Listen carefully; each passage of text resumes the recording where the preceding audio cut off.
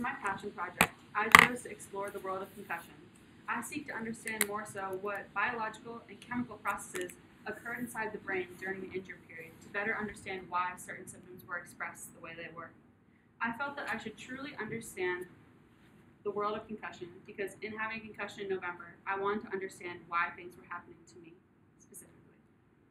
The first logical question to ask in my mind is simply, what are concussions? As described by the American Association of Neurosurgeons. In a formal medical sense, concussion is a clinical syndrome characterized by immediate and transient alteration in brain function, including alteration in mental status and levels of consciousness, resulting from mechanical force or trauma. In simpler terms, a concussion is a blow to the head, neck, or body that results in confusion, dizziness, possibly loss of consciousness, among other symptoms. Examples of this are being tackled in football, hitting the airbag in a car collision, or in my case, an elbow to the back of the head. According to a study, there are 4 primary causes of concussion not related to athletics. These causes are motor vehicle accidents, accounting for 26%, falls, holding 36%, motor vehicle accidents, 26%, falls, 36%, strikes from objects at 24%, and violence and other mechanisms at the last 14%. Now, for the much sought after athletic statistics. But before I go into those, I have a question for you all, and please participate. What do you think is a sport with the highest rate of concussion? Soccer. Football. Hockey? All good guesses, but the sport with the highest rate of concussion, according to the NCAA, is men's wrestling, with 10.92 injuries per 10,000 athletic appearances per athlete. Following wrestling is men's and women's ice hockey, holding the number 2 and 3 spots on this list, with 7.91 and 7.52 rates of injury, respectively. Coming in at a surprising 4th position is men's tackle football, with 6.71 injury rate. Please keep in mind this data is from a collegiate athletic standpoint, and this rate may and probably will increase at the professional level, hence the CTE studies sweeping the nation today. Next up is women's soccer with a 6.13 rate and women's basketball with a 5.95 rate. I, for one, was very surprised to learn these rankings. Now, for the biological process of concussion.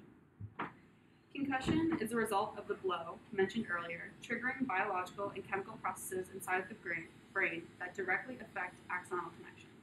Axons are the pathways in the brain that messages move on in order to reach the rest of the body via the nervous system. This internal process can be broken down into a relatively straightforward neurometabolic cascade. This is going to get technical for a second, so bear with me. Also, many of these processes use the same elements. So even though I may mention element occurring, like calcium occurring in 2 different positions, I am trying to go chronologically in how it would occur. Firstly, acute metabolic and ionic changes occur. Immediately following the injury, the neuronal membrane that surrounds the brain is disrupted, and the axons undergo stretching, already loosening their connection. Also at this time, the voltage-dependent potassium channel opens, causing extracellular potassium numbers to increase inside the brain. Then, non-specific depolarization of ions occurs, causing a premature random discharge of excitatory amino acid glutamate, or EAA. This release worsens the potassium flux due to it activating certain receptors inside the brain, specifically the NMDA receptor. Typically, large amounts of unnecessary potassium are taken by local glial cells. Glial cells surround neurons in the brain. They give them insulation and support. But during significant injury, like concussion or other traumatic brain injuries, these precautions are not nearly enough. Post-concussion potassium fluxes are a whole different beast. After the concussion trauma, the potassium flux is diffuse. It spreads into many areas of the brain. After this diffusion is complete, all areas reached by the diffusion are impacted at the same time. The simultaneous nature of these events is what causes the early loss of consciousness, amnesia, or other types of cognitive dysfunction associated with concussion.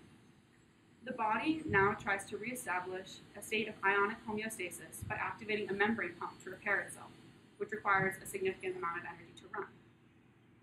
So naturally, there's an increase in glucose usage to make this energy. Cerebral oxidative metabolism, a metabolic process that delivers oxygen to break down components with the mitochondria, is still occurring all throughout this time. This process already uses maximum amounts of energy when running. Thus, another aggressive energy increase is needed to combat the rising levels of glycosis. This accelerated glycosis causes increase in lactate production in the brain. Similarly to this hyperglycosis, oxidative metabolism is also subjectively impaired after traumatic brain injuries like concussion. By impairing the mitochondrial process, the production of ATP, energy the body needs, may also be reduced. A damaging energy crisis due to the supply and demand for glucose and general energy in the brain happens. Thus, lactate production is sped up from the glycosis, while a congruent decrease in the lactate metabolism occurs. This results in lactate accumulation in the brain. Higher levels of lactate may cause neuronal dysfunction due to it triggering acidosis, membrane damage, and cerebral edema. It also has the potential to modify the brain-blood barrier permeability permanently. This shift in cerebral blood flow may be what causes the increase in headaches associated during and post-concussion. About 2 to 4 days after the injury, calcium accumulations tend to occur. Due to the potassium influx mentioned before, newly activated receptors create pore-like holes in the axons through which the calcium that has built up can enter. This excess intracellular calcium may be isolated in the mitochondria. Also, this increase of calcium in the axons has proven to lead to microtubule breakdown, thus causing axon degradation. By impairing the oxidative metabolism further in certain locations, another energy crisis occurs in the body. Also, intracellular levels of magnesium are almost instantly reduced after a traumatic brain injury, like a concussion. This reduction in magnesium has been tied directly to post-injury neurocognitive deficits. The glycotic and oxidative generation of the chemical ATP, the energy, are negatively impacted when magnesium levels are lowered on top of their individual changes. This may be what leads to all of these energy crises I have been talking about. Maintaining a normal amount of magnesium is imperative for the stable maintaining of cellular membranes, which will eventually trigger protein synthesis. This depletion allows the NMD receptors I mentioned earlier to create channels where the initial potassium from all of these potassium influxes can be accessed, ultimately leading to calcium being intracellular. Restoring this homeostasis in the brain is vital to improvements of motor skills impacted during concussion. The initial increase in cellular membrane permeability, the stretching, can last for up to 6 hours at a time, allowing these calcium influxes to occur at multiple points. Also in this time, neurofilaments can be compacted and collapse, which leads to instability of the axon in general. After a concussion, long-term memory and cognition deficits have been due to the small anatomic changes occurring in the axon. Changes in the brain caused by concussion, no matter how large or small, have an effect on the function it can carry out over time. Post-concussion syndrome occurs because of these anatomical changes in the brain. Symptoms of this are light sensitivity, headache, insomnia, loss of consciousness and concentration, and others. This occurs after the concussion is deemed healed, but may persist on for some time afterward. PCS has been proven more likely to occur in those who also sustained a neck injury at the same time as their concussion, just like me. Oh, lucky me. While I was researching this project, I wondered what would happen if you got another concussion on top of a concussion that already wasn't healed. The answer to this is second impact syndrome. Second impact syndrome is when you receive a second concussion and the brain begins to swell. This can lead to depression, various impairments, and of course CTE, as widely seen in the NFL. If severe enough, second impact syndrome can lead to fatality. Second impact syndrome is not a joke. While all of these chemical changes occur within a 2 to 4 day window, the overall timeline of concussion lasts much longer.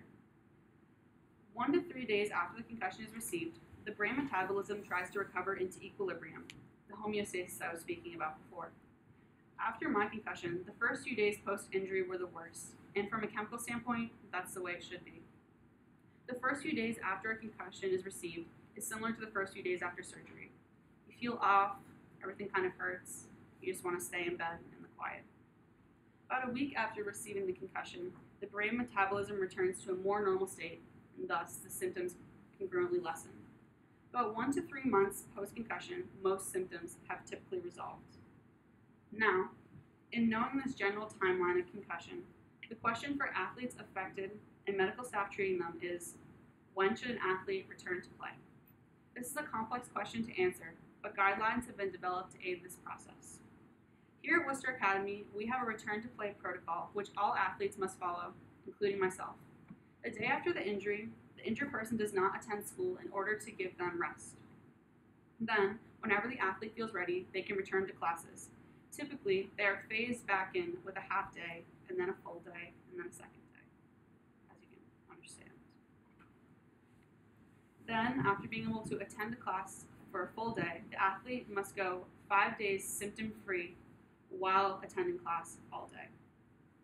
It's just then, in my opinion, this is the most frustrating step of being able to return to play, because it just really sucks when you get to the 3rd day and then you get a concussion and you have to leave school and you have to start back over at day 1 of 5 days symptom-free, because they have to be in direct order, typically not including weekends. But it is truly important not to rush the step because the brain needs time to heal. It took me a good few weeks to go 5 days symptom-free.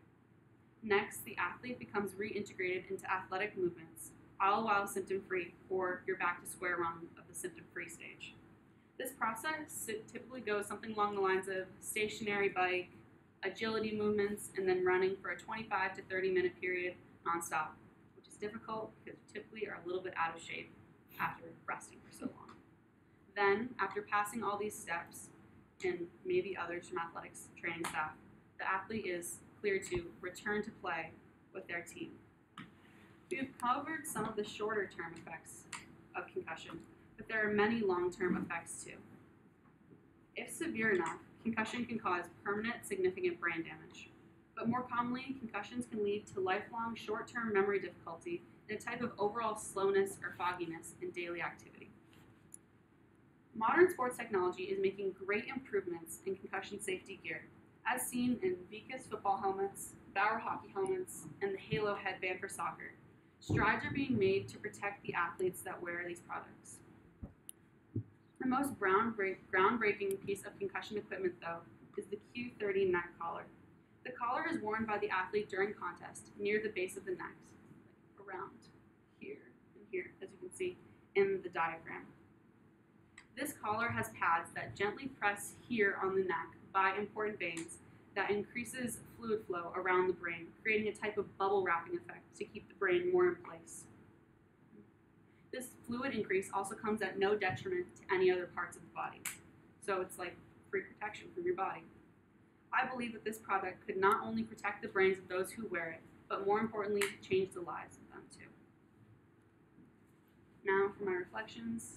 Throughout this project, what I found was typically more easy was gathering statistics and images for my slides because of other research I had done. This is kind of just more the icing on the cake phase.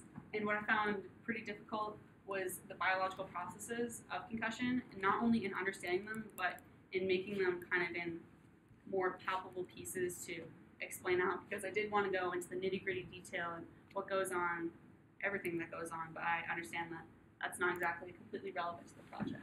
So that was something I found difficult.